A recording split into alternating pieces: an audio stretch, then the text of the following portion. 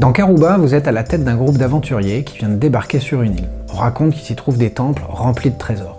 Vous allez essayer de vous frayer un chemin au milieu de cette forêt vierge et récupérer tous ces trésors avant que les autres n'arrivent. Karuba est un des rares jeux qui ne laisse absolument pas sa place à la notion de chance. Ici, chaque joueur aura son propre plateau avec sa collection de figurines et un set de tuiles qui vont pouvoir former les chemins. En début de partie, les joueurs ont placé ensemble les pions sur le plateau de manière à co-créer la situation de jeu. Par exemple, j'aurais pu décider que mon aventurier marron va commencer sur la plage aux coordonnées 30. Tout le monde va faire de même sur son plateau. On va jouer à tour de rôle jusqu'à ce que toutes les figurines soient placées pour jouer une des multiples combinaisons possibles de la situation de départ. Mais ce qui est important, c'est que chaque joueur a bien sur son plateau exactement la même situation. Tout le monde a donc un set de tuiles placé visible devant lui pour voir les différents chemins qui lui restent, sauf un des joueurs qui lui a placé tous ses jetons sous la forme d'une pile. Quand c'est mon tour de jouer, je vais tirer la tuile au-dessus de ma pile, découvrir le chiffre qui est ici et l'indiquer aux autres. La tuile numéro 30. Tout le monde va pouvoir la récupérer et vous voyez, on a bien exactement le même matériel chacun. Sauf qu'à partir de maintenant, on est libre de la jouer où on le souhaite. Chaque joueur va pouvoir la placer de manière différente, sachant que vous n'avez qu'une règle à respecter, c'est le sens. Les tuiles doivent rester posées dans le sens de lecture, donc avec le chiffre en haut à gauche. Ça ne peut pas devenir un chemin vers la droite. Moi je décide de la poser ici, puisque vous avez vu, on va essayer d'emmener chacun de nos aventuriers jusqu'à le temple de la couleur correspondante. Ça permettra donc ici à marron de descendre, alors que orange va sûrement essayer de monter pour tracer son chemin plus haut. Une fois que tout le monde a posé, on enchaîne avec la tuile suivante et tour après tour, vous allez dessiner les chemins permettant à vos aventuriers de rejoindre leurs objectifs, les temples correspondants. Tour après tour, le plateau se dessine, vous avez tout à fait le droit de poser une tuile à un endroit puis ailleurs sur la plage, différents endroits, du moment qu'elle respecte le sens de pose.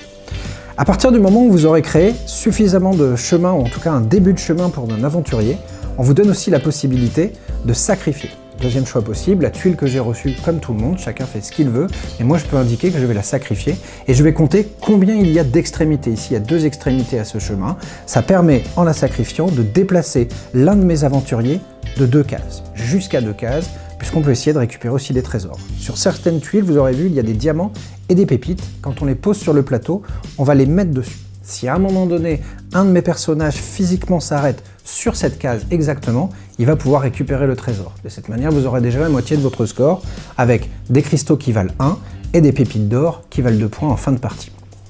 Attention lors des déplacements de vos personnages, puisqu'un personnage peut en bloquer un autre. Ce sont des petits chemins taillés à la machette, pas de place pour 2 hommes dans ces chemins, et donc il va falloir d'abord que mon personnage marron quitte cette case avant que jaune puisse passer par là.